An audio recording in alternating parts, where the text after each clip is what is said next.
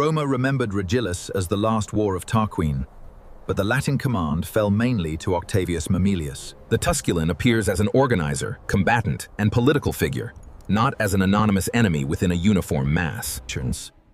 The two ancient sources partially agree, but do not allow for the construction of a single continuous report. This tension opens a new question. Tusculum before the battle, within the later Roman tradition. Mamilio belonged to Tusculum, an important community in the Alban Hills, with its own interests within Latium. Your city maintained religious, economic, and familial ties with Rome, without renouncing its political autonomy. The answer now forces an examination of Numicia recuerda su origen, according to the surviving sources.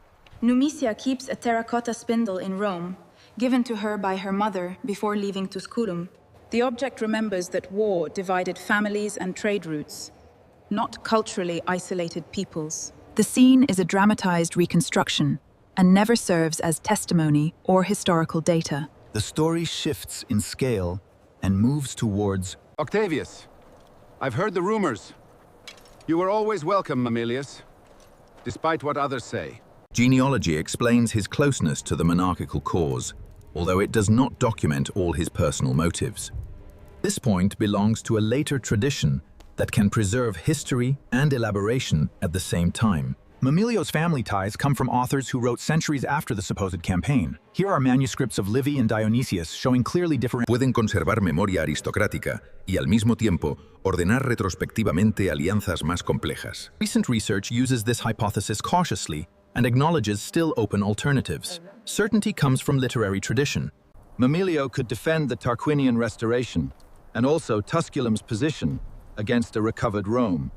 Ninguna fuente contemporánea permite separar con certeza parentesco, prestigio, seguridad regional y ambición local. Current studies consider the general context plausible, without automatically validating every element of the narrative. No era rey de la Liga Latina. According to the surviving sources, Mamilio no debe llamarse rey de una Liga Latina centralizada, porque aquella estructura no era un Estado nacional. His leadership may have depended on prestige, alliances, and campaign command, rather than a permanent federal crown. The modern interpretation explains the pattern, but must remain separate from directly verifiable facts. He was not king of the Latin League. This tension opens a new question. Construir la coalición. No era rey. Tradition unites Latin communities, Roman exiles, and Tarquinian supporters within a common campaign. Mamilio provided a figure capable of connecting regional interests with the former king's claim. La tradición ofrece un marco coherente, pero no sustituye documentos contemporáneos que ya no existen. The answer now forces an examination of... We do not know a secure list of all the communities that contributed men, nor the proportion of each contingent. Certainty, literary tradition. Dionisio offers a precisely organized army that cannot be directly transferred to a factual map. Dionisio develops a rhetorical and precise version that should not be confused with contemporary military documentation. The narrative shifts in scale and moves towards Mamilio and the land, within the later Roman tradition. Dionisio presents the Latins occupying strong positions near the lake and protecting supply routes. La geografía puede ser plausible, but the exact location of the camp continues to be debated. The account of Dionysius adds detailed speeches and movements whose literary form requires special caution. Antes de resolverlo, debemos entender el duelo con Ebucio, según las fuentes que han sobrevivido. For Rome, Mamilius!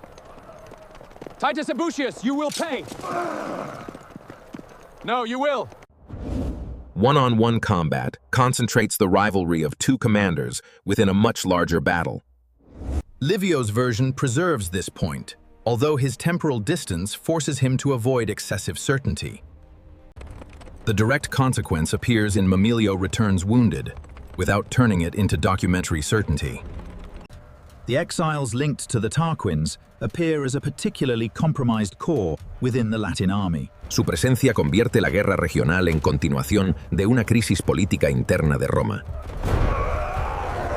The two ancient sources partially agree, but do not allow for the construction of a single continuous report. This tension opens a new question. La muerte de Marco Valerio. Within later Roman tradition, Marco Valerio dies attacking the exiles. and his fall increases pressure on the Roman sector. The tradition uses this aristocratic loss to show that the victory was neither simple nor cheap. Livio's version preserves this point, although his temporal distance forces him to avoid excessive certainty. The answer now forces an examination of postumio responde, according to the surviving sources. Postumio introduces reserves and tightens orders as the Roman line threatens to lose control.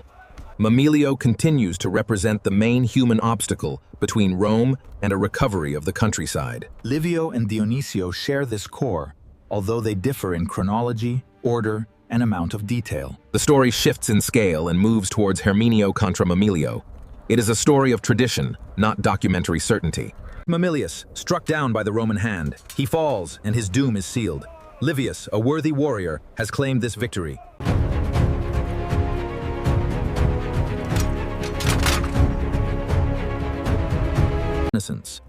The detail comes from Livy, whose Augustan narration does not function as a contemporary report of the combat. Before we solve it, we must understand Dionisio tells another sequence in the context of the First Republic.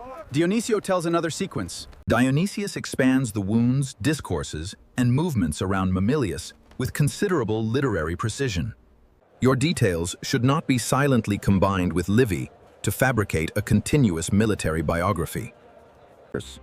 The comparison reveals disparities in the historical accounts of Livius and Dionysius, particularly regarding the sequence of events and the direct consequence appears in a Republican founder and a victorious dictator were more convincing if they faced a capable and persistent commander.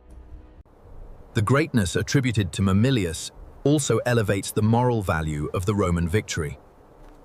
Current studies consider the general context plausible without automatically validating every element of the narrative. Roma necesitaba un enemigo digno.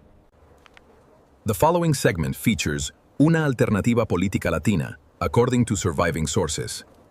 Mamilio represented something more than Tarquinian kinship, a possible Latin direction in the face of Rome's growth. Your campaign authority offered various communities a political alternative without making them a unified state.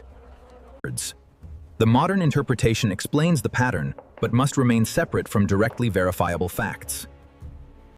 Their defeat eliminated a campaign leadership, but did not destroy Tusculum's autonomy or political capacity. The death of Mamilius closed the battle, but the Latin communities continued to be necessary actors for Rome. By the gods! By this covenant, we cease all hostilities. We share our land and our harvests, and we will build our city together. Studies of the Foedus Cassianum disagree on equality, command, and the evolution of the alliance.